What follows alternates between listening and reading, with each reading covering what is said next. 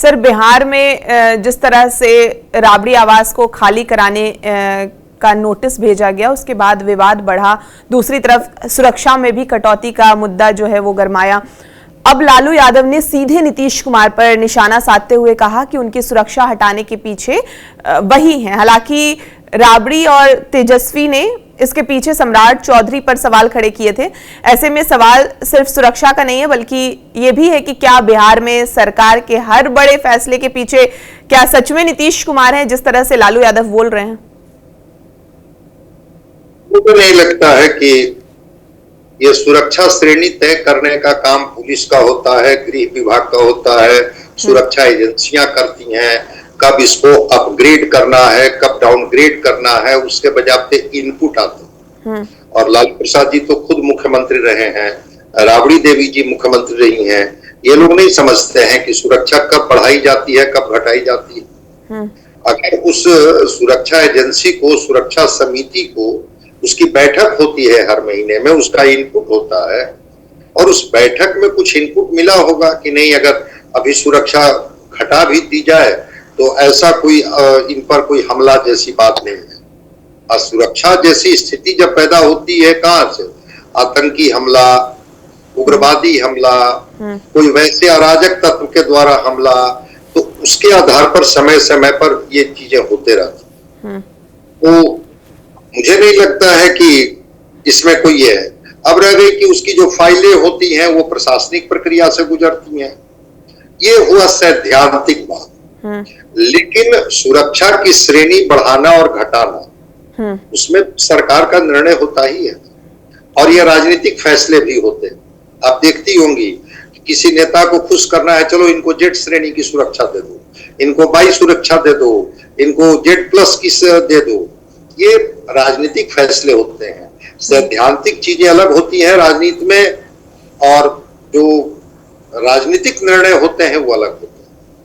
अब लालू प्रसाद जी को अगर लग रहा है कि नीतीश कुमार जी का ही निर्णय होगा, तो मैं नहीं समझता हूं कि केवल नीतीश कुमार जी निर्णय लिए होंगे कि लालू प्रसाद जी की या राबड़ी देवी जी की सुरक्षा घटा दी। इस निर्णय में बीजेपी भी साथ में होगी, इनके अलायंस के पार्टनर भी साथ में होंगे, और सब लोगों ने मिलकर के राजनीतिक फैसला लिया होगा।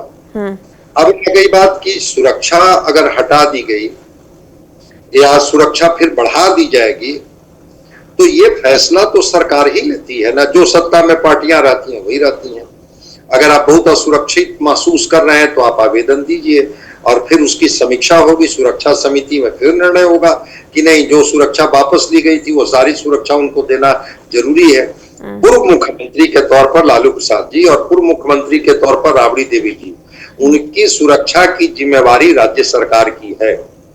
अगर कोई घटना घटती है तो उसके लिए राज्य सरकार जिम्मेवारी लेगी, और उसके राजनीतिक फायदे आरजेडी को होगा, राजनीतिक नुकसान एनडीए के होगा कि देखिए ये प्रतिशोधात्मक कार्रवाई कर रहे हैं, ये बदले के भाव से काम कर रहे हैं, उनकी सुरक्षा घटा करके। और कई ऐसी घटनाएं हुई भी हैं जब किसी नेता की सुरक्षा घटाई गई और बाद में उन पर हमले हो गए हैं।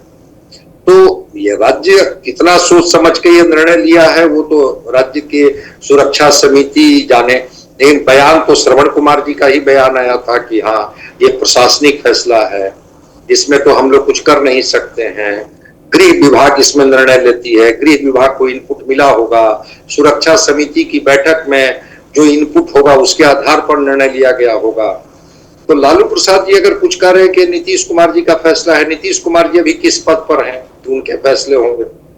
अभी अगर वो सूबे के मुख्यमंत्री तो सम्राट चौधरी जी हैं, तो फैसला तो अगर लेंगे बतौर मुख्यमंत्री गृह मंत्री तो सम्राट चौधरी जी लेंगे, और नहीं तो राजनीतिक फैसले होंगे तो सामूहिक फैसले में नीतीश कुमार जी की भी सहभागिता होगी या उनकी सहमति दी गई होगी कि लालू प्रसाद जी की, राबड़ी देवी जी की सुरक्षा अगर घटा दी जाए तो क्या दिक्कत है।